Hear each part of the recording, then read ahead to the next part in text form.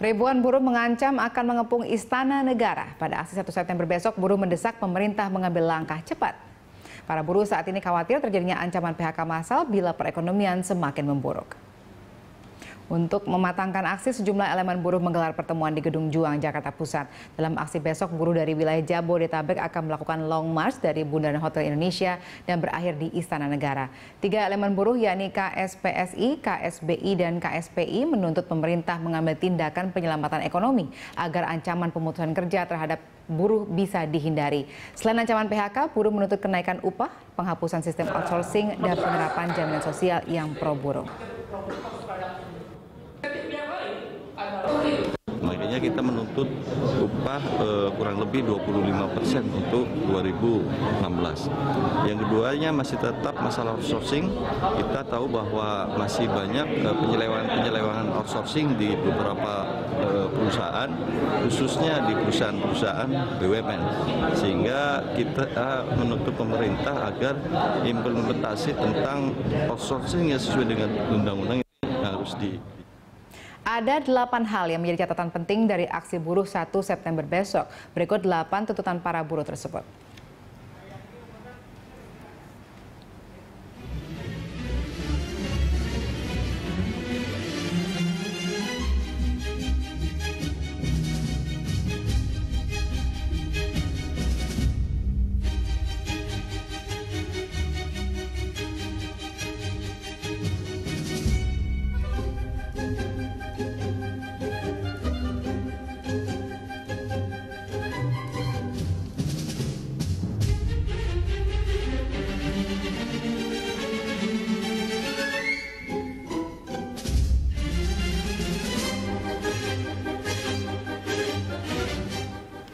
Baik, kita lanjutkan dialog kita, pemirsa. Mas Andi tadi Pak Anton sempat mengatakan bahwa sekarang ini kondisi lagi kapal sedang oleng. Nah, kenapa kemudian buruh memperkeruh suasana dengan melakukan demonstrasi seperti itu? Sebenarnya saya ingin mengklarifikasi, kita bukan untuk memperkeruh suasana, tapi karena kita melihat bahwa saluran komunikasi yang selama ini mau kita coba bangun dengan stakeholder, baik pemerintah maupun Apindo, itu kurang baik gitu, terutama dengan pemerintah.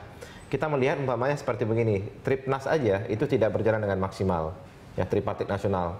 Sebenarnya ex officio ketua tripartit itu adalah Presiden RI, terus kemudian ketua pelaksana adalah Menteri Tenaga Kerja. Sebenarnya pertemuan-pertemuan di Tripnas itu bisa efektif kalau pemimpin, dalam hal ini Presiden ataupun Menteri, itu bisa melakukan semacam rapat secara rutin. Jadi artinya apa? Jangan umpamanya sekarang seperti sekarang mau meledak baru kita diundang. Tapi maunya ada pertemuan-pertemuan secara simultan setiap bulan 2 kali gitu untuk mendengarkan apa kira-kira aspirasi atau apa kira-kira permasalahan yang ada di lapangan. Contohnya umpamanya bisa mengundang Apindo, bisa mengundang serikat buruh, terus kemudian dialog gitu. Supaya kita bisa masing-masing bisa menyampaikan. Contohnya masalah buruh begini, ya kan? Terus masalah pengusaha begini gitu. Nah, ini sekarang kan kita ini kan ibaratnya kan bertempur nih sekarang, ya, bertempur di lapangan. Nah, akhirnya nanti apa? Pemerintah akan mendengar.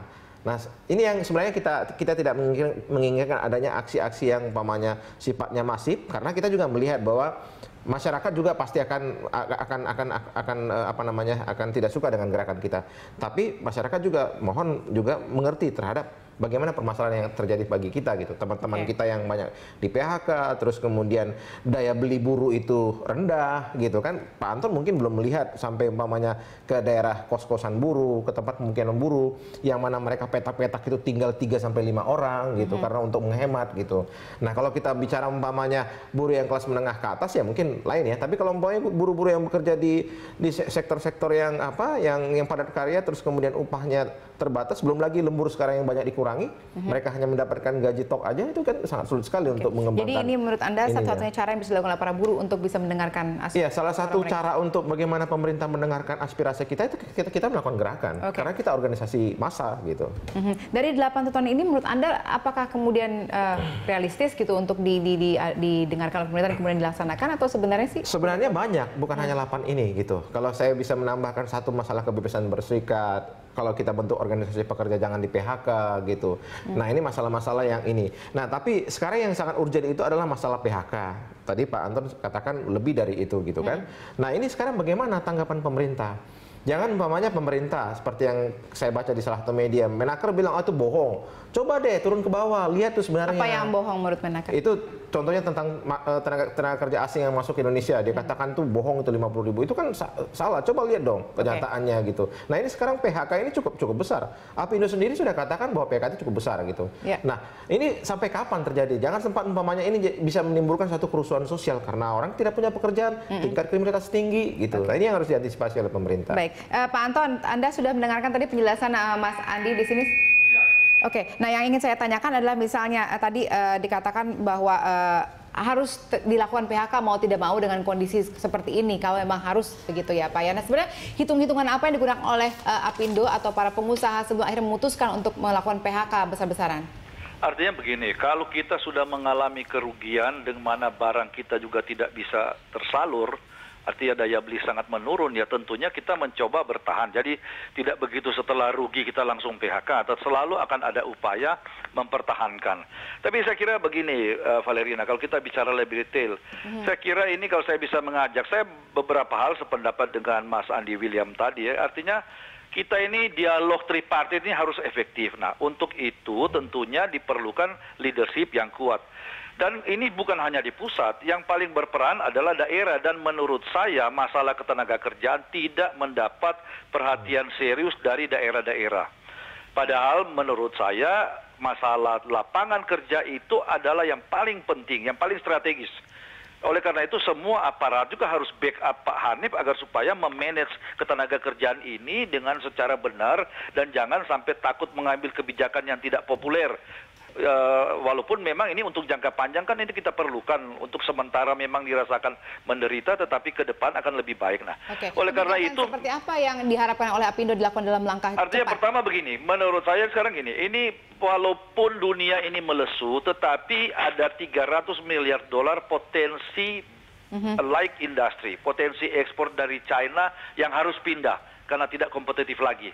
Mestinya ini kan kita ambil, dan juga banyak relokasi dari Jepang, dari Korea, tapi selalu menjadi persoalan di sini kan kepastian hukum. Dan saya kira ya tentu dengan segala hormat saya kepada Pak Andi William, tentunya kita menghargai perjuangan buruh, tetapi harus dipisahkan antara hubungan industrial yang kita harapkan berjalan harmonis, ada negosiasi, kalau gagal baru ada mogok. Nah ini kan semua ada aturan. Tetapi kalau sudah anarki, ini sudah bukan masalah hubungan industrial. Nah ini yang harus tegas mestinya. Kalau sudah menyandra, sweeping, dan memaksa orang, ini kan melanggar HAM juga. Jadi jangan merasa kalau kita mencerai orang baru melanggar HAM, tetapi hak saya diambil juga kategori melanggar HAM. Nah selama ini kita tidak melihat ada ketegasan dari aparat hukum. Ini tentunya yang membuat ketakutan, sehingga kita masuk lingkaran setan. Di satu pihak dibutuhkan lapangan kerja, tetapi di lain pihak investor yang terutama padat karya tidak berani masuk karena ada masalah-masalah tadi. Nah oleh karena itu saya kira ini momentum tepat kalau saya bisa ajak Mas Andi William dan teman-teman.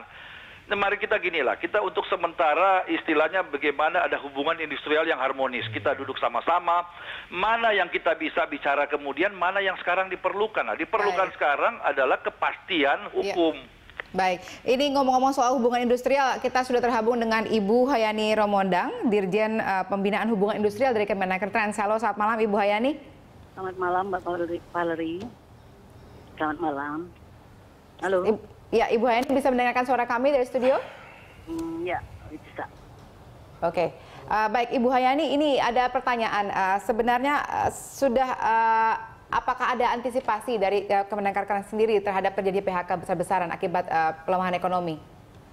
Ya, jadi yang pertama ya, jadi kami sudah mengadakan rapat koordinasi dengan 30 kepala dinas itu di tingkat provinsi dan kabupaten kota, itu sudah kita laksanakan minggu lalu. Jadi antisipasi untuk melakukan koordinasi secara erat itu kita lakukan, mengingat ya, jadi karena PHK itu kan berada di beberapa daerah ya, jadi yang kita lakukan monitoringnya itu dan bertemu langsung dengan 20 kepala dinas kabupaten kota dan 10 provinsi. Jadi itu sudah kita lakukan dan juga sudah kami surati seluruh Indonesia bahwa harus melakukan langkah-langkah bagaimana menghindarkan PHK, karena PHK itu kan sebenarnya jalan terakhir.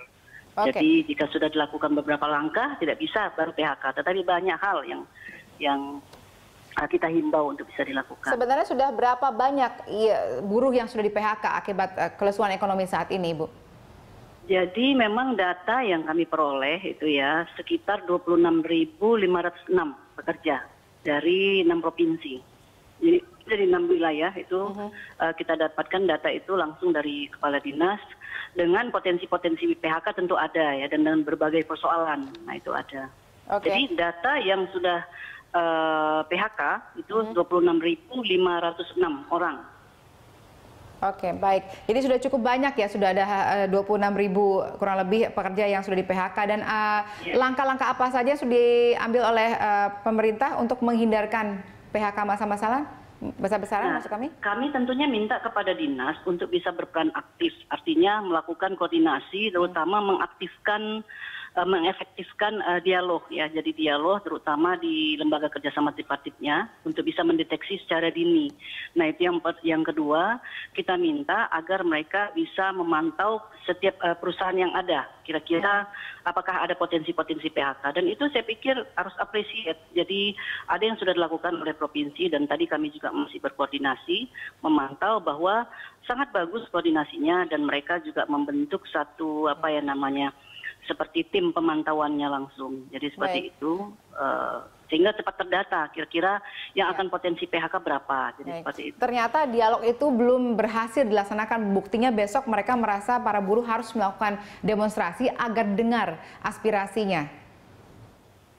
Jadi saya pikir untuk penyampaian aspirasi ini kan sisi yang berbeda, Mbak ya. Karena kita harus juga lihat bahwa ada Undang-Undang 998 ya. Tata cara mengemukakan pendapat di depan umum dan siapapun itu boleh kan. Nah, kalau terkait hubungan industrial kan ada hal-hal lain gitu loh. Jadi bukan karena dialog tidak efektif kalau terkait masalah PHK. Yang kita bisa lihat sampai hari ini bahwa teman-teman itu kan menyampaikan beberapa aspirasi tuntutan yang tidak terkait PHK, tapi hal-hal lain juga kan, Mbak. Oke. Seperti itu. Baik, kita akan melanjutkan dialog kita. Kami sendiri aja dialog itu efektif kok beberapa hari belakangan dan dalam program-program kami mungkin Pak Andi William itu di bagian lain dari federasi-federasi maupun PUK kita melakukan dialog yang cukup efektif karena ada program khusus dari kami untuk melakukan dialog per unsur serikat. Kan banyak Mbak serikat pekerja, serikat buruh. Iya. Jadi, baik, kita akan konfirmasi nanti dengan perwakilan KSBSI hari ini. Kita akan lanjutkan dialog sesaat lagi. Pemirsa tetap bersama kami.